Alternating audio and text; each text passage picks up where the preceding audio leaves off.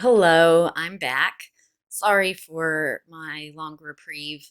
Honestly, just after the initial crush of feelings and desire to reach out, the day to day busyness of even life in quarantine kind of caught up with me, and I found I didn't have the extra time or even mental energy to reach out in this way. But I have had some things kind of bouncing around in my head, and I opened up the New York Times today and saw an article about quarantine fatigue. And I thought, oh my goodness, that is what I have been experiencing. So many of my patients have been experiencing, and apparently a big chunk of the country is too. So I thought I would log in again and discuss this new idea and this evolving idea called the new normal. Is anybody else really tired of hearing this is the new normal? I think part of me dislikes it being called normal because it's everything but.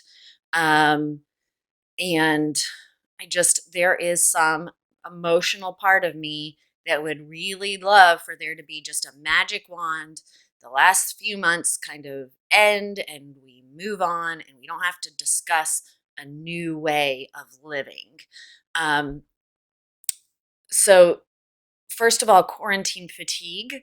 Uh, that's that basic increase of boredom, restlessness. Okay, isn't this over yet? Feeling that a lot of people are getting, and travel records show that people are going out and about. I can definitely say, just from my own experience, even before Governor Kemp semi opened the state, there were more people out and about 2 or 3 weeks ago. And then since the official orders to open came out, definitely far more. Far from typical, though. I have to say that if you don't live in Georgia and you're wondering what the heck is happening, I promise things are not sort of reopened and magically. There are a lot of rules. A lot of people are still choosing to self isolate. Um, I think another part of what makes the new normal, this new phase in the COVID-19 pandemic, so difficult is that there are two different emotions, two different kinds of information coming in that each of us individually have to wrestle with. When the government said, no, everything is closed, that was hard, but in some ways it took the decision making away. We knew we were stuck at home. That was the only option. You didn't have to think about, am I going out today or not? Now it's back to individual choice. And some of the pros is that it doesn't feel like you're trapped, and that's excellent for mental health. But it also means that now it's all on us. And part of you, at least part of me emotionally, like I said, wants everything to be normal. I want to be able to go out. I want to um, see people again, do the things that were a part of my daily. I miss going to the grocery store. Um, but then on the other hand, there's all this emotional fear. Like the disease hasn't gone away. We all know that. And it's scary to think about stepping back into that reality, increasing your risk. On the other hand, there's no way to reduce risk to zero. So maybe there are so it's nice to know that if we choose to go out anyway, it's so complicated and constant decision making, risk analysis, filtering information, fighting your inner emotions. That is taxing. It is exhausting.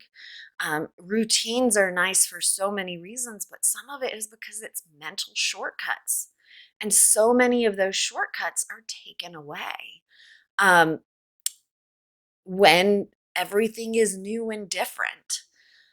Um, and that's at least part of a recent increase in significant mental health issues. Um, Again, there was this initial spurt of panic and fear and anxiety, but for a lot of people, that simmered back down again. But there's research from previous major national catastrophes. There is current numbers out there that significant mental health consequences are starting to build. And I think that for some people who, for whatever reason, coping is hard, or the stress of the pandemic hit them particularly hard financially, job wise, loss of loved ones, um, that you can only cope with things so long. You can only kind of say, it's okay, I can do it, or I'm putting it all in the hands of a higher power. That doesn't work that long, that well, if you have other major things happening. So anxiety is way up, concerns about the economy, life, medical issues. Maybe you had social anxiety, so it was really nice at first to get to stay home. But now you're lonely and you know you need to go out, or you have a doctor's appointment that you really can't do virtually, and but the idea of leaving your house, it doesn't just make you anxious, it induces full-blown panic attacks. That's serious. Um, Depression symptoms are definitely going up. Stress, isolation, changes in routine, all of those things increase depression, and all of those things have been happening lately. And depression often shows up not as necessarily tearfulness, but as a loss of hope. Um, that desire to curl into your bed, throw the covers up, and never come out again, hiding from the world. I don't have the energy to deal, not just today. We all have bad days, but day after day. Um, no energy. That's depression. Irritability, difficulty managing the impulse to hurt people. All of that is increasing. Um, Even if you don't actually hurt somebody, just that snarliness, the prickliness. Most people don't see mental health in their own self. I mean, it's your brain. Of course, your brain can't monitor your brain very well. So if you're irritable all the time, chances are that your brain says that there's a really darn good reason to be irritable, that your husband really is doing everything wrong, that your kids really are extra whiny brats. And so sometimes finding out that something's not going right comes from another person.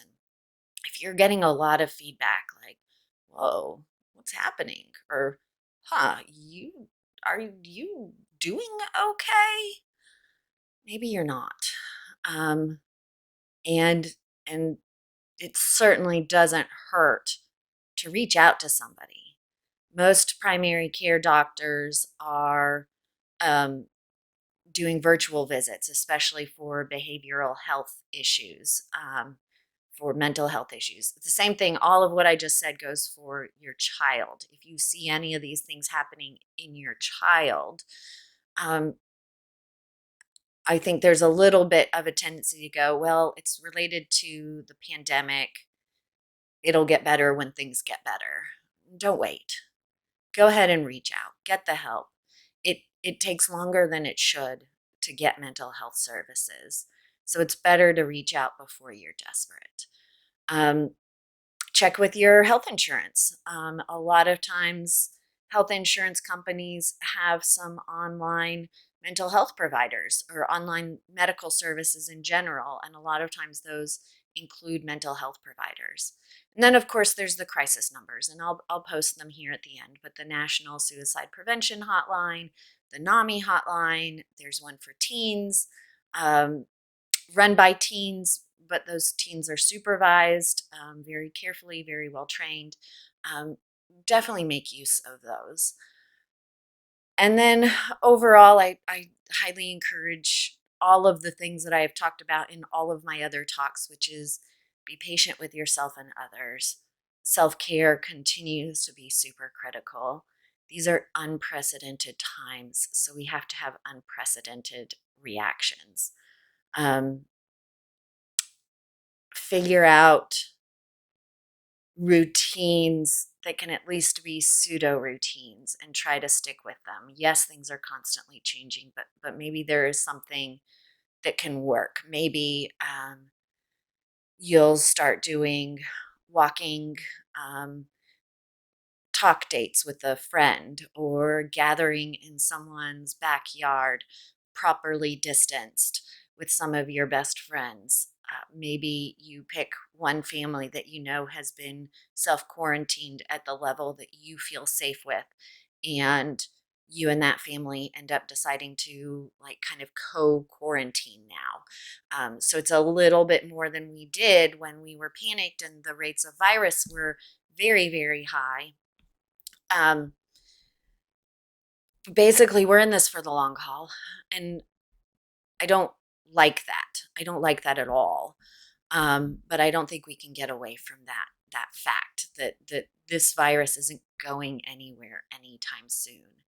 And so the more we can figure out how to make this situation, social distancing, quarantining, living with risk, living with a virus, the more we can figure out our own way of being okay in that, making it part of a permanent plan, not just an emergency plan. Like I had made handmade masks at the beginning of this. Not pretty. They did their job.